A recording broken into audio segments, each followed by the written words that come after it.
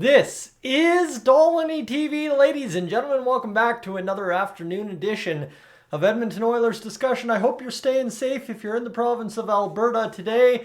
Whole bunch of crazy weather going all across the whole swath of the province. So stay safe, be alert, look at the skies, and don't be dumb when threatening weather approaches. But as we're doing that, of course, I was doing my part, just on the deck, watching the clouds move, watching the clouds rotate a little bit. And, well, the Oilers were busy in that time. That's where I'm going with this. The Oilers got to work. Ken Holland, even though he was having a press conference, also talked about signing some other players. These guys, though, heads up, you're going to see in the title what you see, but then right now you're going to find out that these guys are not Oilers this season, barring any unforeseen circumstances. So these guys will fill out the Bakersfield Condors roster, which I will explain how I envision that working out in a matter of moments. But before we get there, friends, new to the channel, need you to consider hitting that subscribe button here on Dolynny TV. Today has been absolutely tremendous in terms of subscribers gained, as we kind of had a fall off there after things wrapped up following the playoffs. And now just clawing my way back to within the next one or two subscribers at time of recording to 12,500. So thank you so much if you've just joined along, and thank you if you've been here a long while. All right, really, right, what am I doing? I'm elongating this for really no good dang reason, because you're here to check out a couple of guys. We'll start with a guy who is signed first, that being Ben Gleason, formerly of the Dallas Stars organization.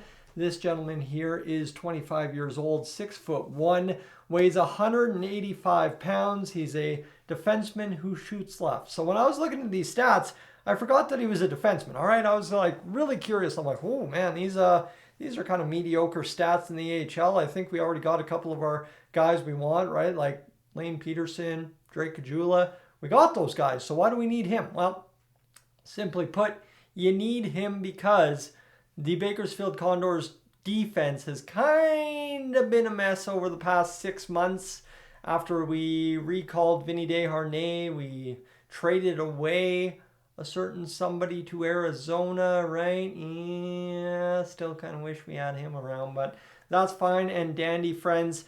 Realistically, we don't need to take stock of what we've lost, what we've gained over the past few months. What we need to take stock of now is what's happening today.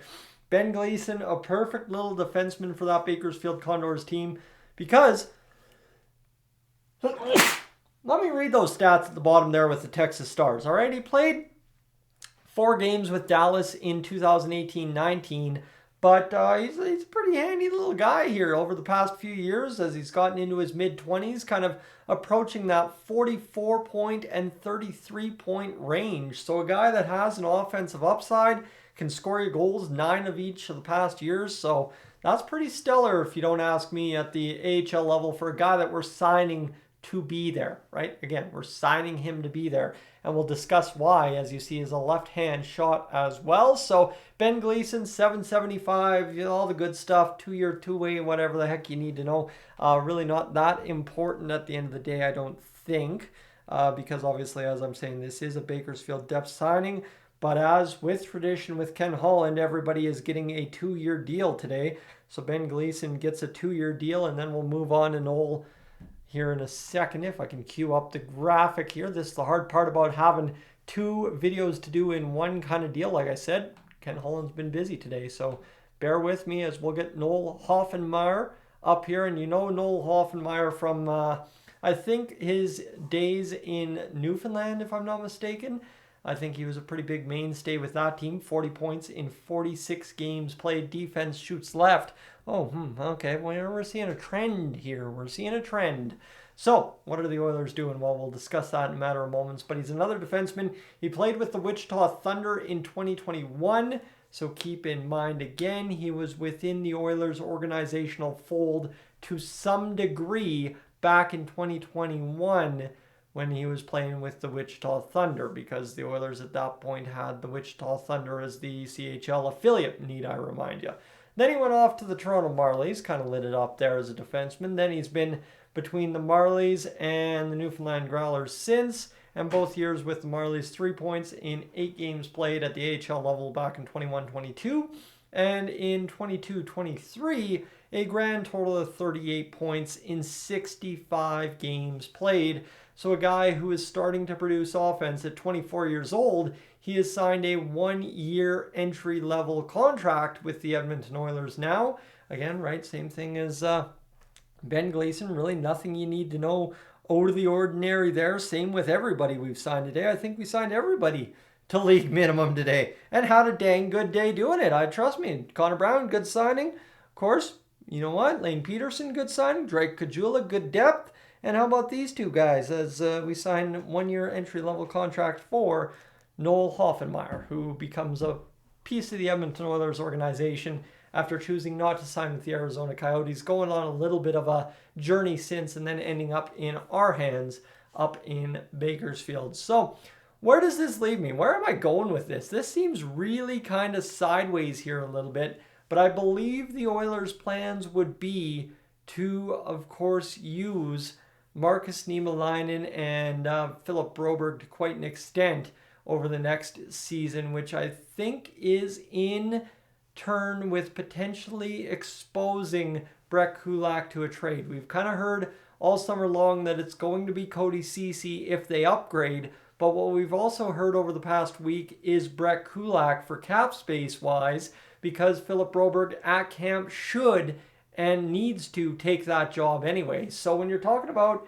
trading a defenseman of Brett Kulak's caliber, he is a perfect third pairing defenseman, but we're running into the age-old Chris Russell problem where you've got your third pairing defenseman making just a bit more than you realistically can afford, and technically speaking, you do have a cheaper option in that lefty hole. So that's where I think these two moves today, right, is, yes, it's about Bakersfield. It's about Bakersfield, but it's about insulating Bakersfield from us robbing them of players during the season, right? If injuries happen, I believe Markus Niemelainen right now starts on the farm team. That's almost a given at this point, unless the Oilers somehow run 8 defensemen and then you have Broberg and Niemelainen as the quote-unquote fourth pair.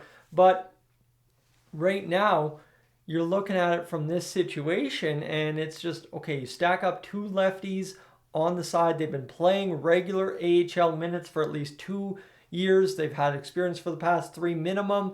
So you're talking about guys who are going to be a big part of your second-tier organizational departments here next season, right? Bakersfield is second tier.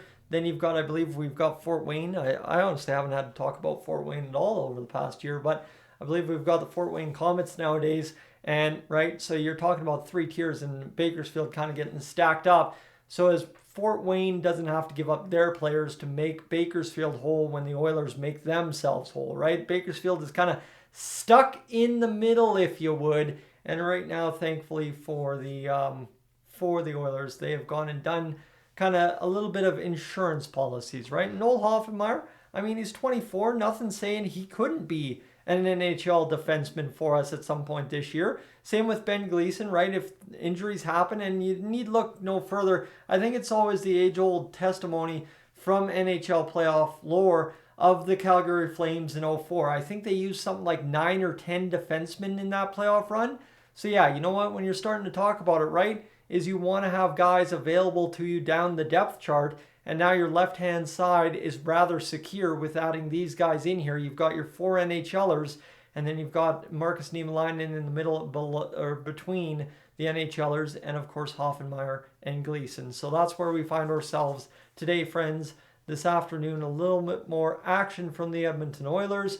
A lot of action in the skies, a lot of actions in terms of storm today in Alberta as well. So like I said off the top, I'm hoping you stay safe.